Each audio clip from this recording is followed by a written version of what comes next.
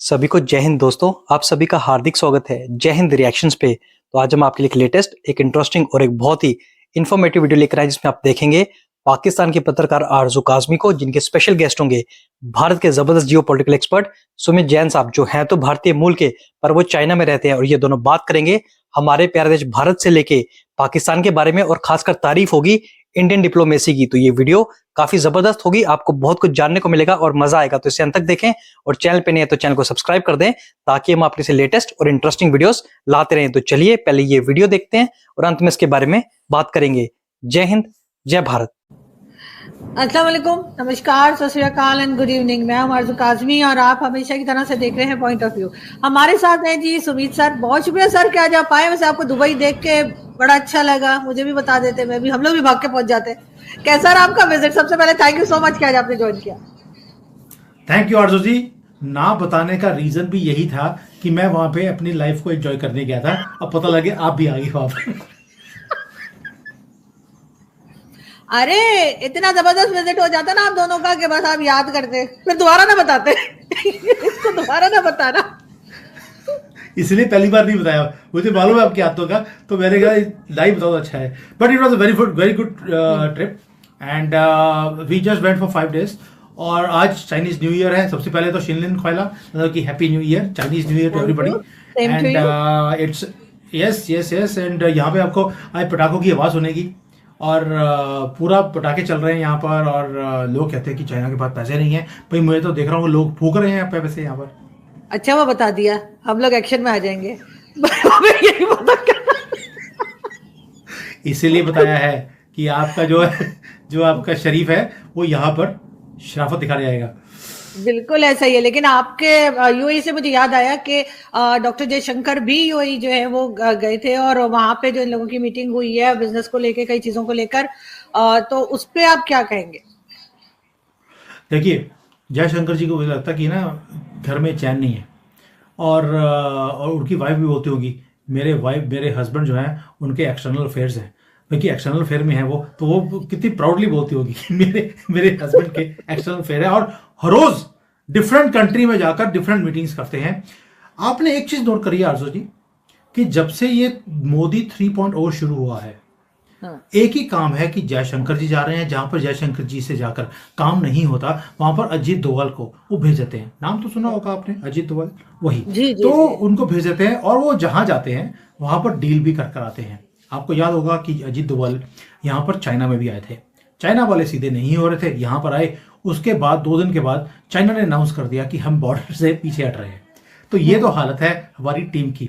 मोदी जी को जाने की जरूरत ही नहीं पड़ती। अभी अमेरिका तो कभी हमारे यहाँ भी आए ना सर, कभी हमारे यहाँ भी आए ना डील करने, हम चाय वाय भी पिलाएंगे। ऐसी क्या बात है? हमने जयशंकर जी को भेजा था, तो वहां पे आए थे वो करने के लिए, बातचीत करने गए थे। तो जब देखा कि ये फटे हाल है इनके पास तो सुई धागा भी नहीं है कपड़े सिलने का, वो कहते हैं बात करने का फायदा नहीं है, भिखारियों से क्या बात। मैं तो एम्बेसी गई थी डॉक्टर जयशंकर के जाने के बाद ना, वो दिवाली इवेंट में, तो मैं तो पौधा ही ढूंढती रही जो उन्होंने लगाया था। मुझे लगता है हमारे पाकिस्तानी वो भी निकाल के ले गए, मुझे मिला ही नहीं। मुझे एम्बेसी वाले कह रहे उधर किधर है, मुझे मिला ही कोई नहीं। यही हाल है, इसीलिए बोल रहा हूँ मोदी जी को आने की जरूरत नहीं है। जयशंकर जी एक बार आगे दोबारा नहीं आएंगे। उन्होंने हालत देख ली आपकी। नहीं आएंगे। लेकिन सर साथ साथ जो है वो चाइना और भारत के बीच में डायरेक्ट फ्लाइट भी शुरू हो गई। वैसे हमारी और बांग्लादेश की भी शुरू हो गई, ये भी बता दें। मतलब हम भी पीछे नहीं है। हमें मालूम है जो हो जिहादी होते हैं वो जिहादियों के लिए ही फ्लाइट खोलते हैं, इंसानों के लिए खोलते हैं। तो चाइना ने भारत के लिए खोल दी है, खोली नहीं है। अभी बातचीत चल रही है आरजू जी, बातचीत चल रही है। रिज्यूम हो गई अभी है बातचीत का नहीं, अभी direct flights are set to resume, not resumed yet. और भाई मेरे से ज्यादा कौन बता सकता है आपको कि रिज्यूम हुई कि होनी है, क्योंकि हम लोग यहाँ पर भारत में जाने के लिए मेरी फ्लाइट का टाइम है वो 5 घंटे का होता है। लेकिन क्योंकि डायरेक्ट फ्लाइट नहीं थी, पिछले 5 साल से ये फ्लाइट नहीं चल रही और हमें 12-13 घंटे घुमा फिरा के पूरी दुनिया का चक्कर लगवाकर मुझे यहाँ पर भारत में आना पड़ता है। लेकिन सर ये चमत्कार हुआ कैसे? लेकिन सर ये अचानक से चमत्कार हो कैसे गया? सॉरी आपकी बात काट। देखिए, मैं पहले बोला आपको, डोभाल जी आके गए थे यहाँ पर और अक्टूबर में या नवंबर में आए थे यहाँ पर। और वो 2-3 दिन यहाँ पर, वैसे उनके 2-3 घंटे बड़े भारी होते हैं, कईयों के तो 7 साल लगा दिए। कितना भारी है अब देख ही रहे हैं। और अभी चाइना में 3 दिन लगा के गए। बात एक ही करी, बॉर्डर से पीछे हट जाइए, जो आपको चाहिए हम करने को तैयार हैं।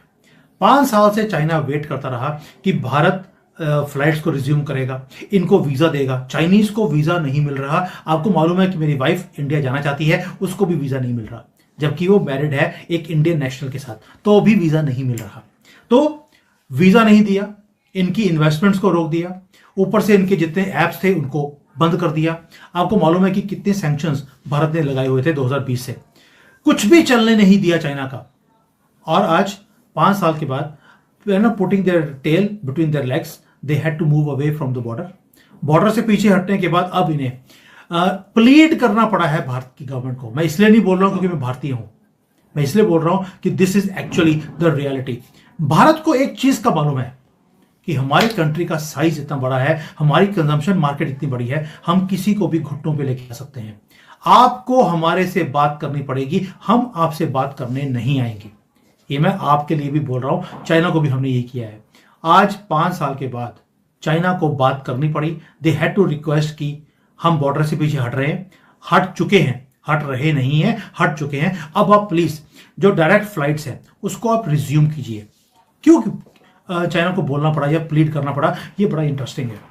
कई लोग बोलते हैं कि भाई ये सिर्फ इसलिए कि उन्हें भारत की मार्केट की जरूरत है। Yes, it's a very big factor, लेकिन चाइना का मेजर मकसद ये है कि उनकी कंपनीज की जो इन्वेस्टमेंट्स हैं वो भारत में करनी है। ये सिर्फ माल बेचना ही नहीं है, भारत में वो बनाना भी चाहते हैं। रीजन ये है कि अभी वर्ल्ड के अंदर एंटी चाइना सेंटिमेंट्स हैं। आपको मालूम है कि लोग चाइनीज प्रोडक्ट्स को खरीदना नहीं चाहते, नॉट बिकॉज कि इनकी क्वालिटी बुरी होती है, ऐसा नहीं है। इंडिया पाकिस्तान में जो मटेरियल इनका आता है वो सस्ते वाला आता है, जो कि घटिया होता है, चलता नहीं है। लेकिन जो यूरोप में, अमेरिका में इनके प्रोडक्ट्स आते हैं, दे आर हाई क्लास। अभी चाइना वो चाहता है कि भारत में अगर वो बनेगा अंडर मेक इन इंडिया, तो यहां से बनकर वो पूरे दुनिया में अगर एक्सपोर्ट होगा तो उसके एक्सपोर्ट्स के ऊपर रोक नहीं लगाई जाएगी। इस वक्त भारत को भी मालूम था कि ये बिल्कुल फंसे हुए हैं, इनके पास माल बेचने की मार्केट नहीं है। यूरोप ने खरीदना बंद कर दिया, पैसे नहीं है उनके पास। अमेरिका के पास हैसियत नहीं है, भारत खरीद सकता है, हमने रोक लगाई हुई थी। इसलिए इनको ये नेगोशिएट करना पड़ा हमारे साथ, फ्लाइट्स को रिज्यूम कराने की बात चली। और जब हमारी सारी शर्तें मंजूर हो गई हैं, उसके बाद हमने बोला okay, we will talk about resuming the flights. Plus resuming the flight के साथ साथ जो चाइनीज नेशनल्स हैं उन्हें भी फास्ट ट्रैक में अब वीजा दिया जाएगा, जो तड़प रहे हैं भारत में आने के लिए कि वहां जाएं और वहां पर इन्वेस्टमेंट्स करें। आप सोच कर देखिए, एक कंट्री के लोग बोलते हैं कि भाई हमने आपके कंट्री में आकर इन्वेस्टमेंट्स करनी है, हम बोलते हैं नहीं चाहिए, पीछे हट। तो वो वाला हाल है। हमने अपने कंट्री को आगे रखा, भारत फर्स्ट, और उसके बाद नेगोशिएट किया है। It is such a big win for Bharat, मैं बता नहीं सकता। सर मत बताइए, हम कब पूछ रहे हैं, लेकिन सर बात आ रही है। आप पूछ इसलिए नहीं सकती बिकॉज पाकिस्तान में बैठी हैं, इतनी जो है बड़ी न्यूज आ जाए कि भारत ने चाइना जैसी कंट्री की वाट लगा दी, आपकी तो हम वैसे ही नहीं, पता नहीं क्या मेरे ऑडियंस भी कहते हैं कि जब सुमित सर आते हैं तो मतलब मैं हर बार शरारत में ही कर रही होती हूँ और उनको तंग करने में बहुत मजा आता है। लेकिन सर हमारे यहाँ तो आप लोगों ने मेड इन चाइना भर दिया है बुरी तरह से। हमें तो मतलब हम ढूंढते रहते हैं कि कोई चीज हमें ऐसी मिले जो मेड इन चाइना ना हो। लेकिन सर कितना बड़ा चैलेंज होगा भारत के लिए, क्या ट्रस्ट आ सकेगा चाइना के ऊपर? देखिए, ट्रस्ट की बात हमने नहीं करी। इस बार चाइना बोल रहा है कि आप हमें एडवर्सरी की तरह मत देखिए। जो इनके फॉरेन मिनिस्टर हैं वांग यी, उन्होंने बोला अभी कि we should not look at each other, या please don't look at us as an enemy, या जिसके ऊपर आपको ट्रस्ट नहीं है।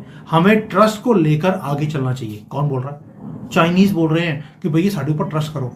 तो ये उल्टा काम हो गया। पहले भारत बोलता था कि we should have a mutual respect for borders and mutual understanding also. अब चाइना बोल रहा है इस चीज के लिए, बट भारत इसीलिए, जबकि चाइना बोल रहा था कि आज हमारी एग्रीमेंट हो गया है कि हम रिज्यूम करेंगे फ्लाइट्स को, आप आज ही साइन कर दीजिए। भारत ने बोला हम नहीं करेंगे, तो वांग यी को बोलना पड़ा आपको ट्रस्ट करना पड़ेगा हमारे ऊपर।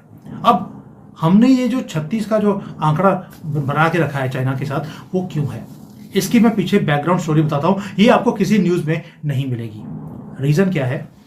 चाइना क्या करता है कि जब भी उसे भारत के अंदर फ्लाइट चलानी होती हैं, वो लाइसेंस अपनी कंपनीज को देता है, यानी कि चाइनीज एयरलाइंस को देता है, हमारी एयरलाइंस को नहीं देते। तो अब होता क्या है, वो सारे के सारा जो ट्रैफिक है भारत से चाइना, चाइना से भारत में आने का, वो सारे की सारी मलाई वो खुद खा जाता है। जो लाइसेंसेस भारत की जो एयरलाइंस है उसको मिले थे, वो 6 महीने साल के बाद उन्हें कैंसिल कर देता है, लेकिन उसकी अपनी फ्लाइट्स वो चलती रहती है। इस बार जो फॉरेन सेक्रेटरी की जो मीटिंग हुई है, जो इंडियन फॉरेन सेक्रेटरी अभी चाइना में थे, विक्रम मिश्री जी, वहां पर एक ही बात करी है, ये इनसाइड न्यूज बता रहा हूं आपको, कि we want licenses for Indian airlines also to fly to China. ये नहीं होगा कि आपकी फ्लाइट्स आएंगी और हमारी नहीं जाएंगी, और अगर हमारी आपने बंद करी, हम उसी वक्त आपकी भी फ्लाइट्स को बंद कर देंगे। तो आप समझिए, हम नेगोशिएट इस तरह से कर रहे हैं कि पहले बॉर्डर से पीछे हटाया, उसके बाद म्यूचुअल ट्रस्ट की बातें हो रही हैं, इनकी इन्वेस्टमेंट्स को आने नहीं दिया, वीजा नहीं दिया, फ्लाइटें नहीं चलने दी। अब हम बोल रहे हैं आपकी फ्लाइट अगर भारत में आएगी तो उतनी ही फ्लाइटें हमारी भी आपके कंट्री में जाएंगी। इसको बोलते हैं बराबरी की टक्कर। इसलिए बोल रहा हूं, ये इतनी बड़ी जीत है जो भारत के अंदर लोगों को अभी अंदाजा भी नहीं है। उनको लगता है सिर्फ एक फ्लाइट आने जानी है, क्या फर्क पड़ता है। It's a huge news. बिल्कुल सर, नहीं ऐसी बात नहीं है, लोग इस न्यूज को बहुत इंपॉर्टेंस। दोस्तों आशा करता हूं कि वीडियो को आपने अंत तक देखा होगा और हमेशा की तरह आरजू कासमी जी के सवाल और सुमित जैन साहब के जवाब आपको काफी पसंद आए होंगे। और इस वीडियो में आपको बहुत कुछ जानने को मिला होगा, जहां पे इन दोनों ने बात की हमारे प्यारे देश भारत के बारे में, और खासकर तारीफ की इंडियन डिप्लोमेसी की, जिसमें सबसे बड़े नाम आते हैं हमारे विदेश मंत्री एस जयशंकर साहब और हमारे नेशनल सिक्योरिटी एडवाइजर यानी कि अजीत डोभाल साहब, जिनकी वजह से न सिर्फ पाकिस्तान की वॉट लगी हुई है बल्कि चाइना भी अब घुटनों पे आ गया। तो आशा करता हूं वीडियो आपको काफी पसंद आई होगी। वीडियो अगर आपको अच्छी लगी है तो इसे लाइक और शेयर जरूर कर दें, और अपने विचार हमें कमेंट सेक्शन में लिखकर जरूर बताएं। और एक बार फिर चैनल पे नहीं है तो चैनल को सब्सक्राइब कर दें। तो चलिए फिर मिलेंगे ऐसी किसी जबरदस्त और दमदार वीडियो में, तब तक अपना ध्यान रखिए। जय हिंद, जय भारत।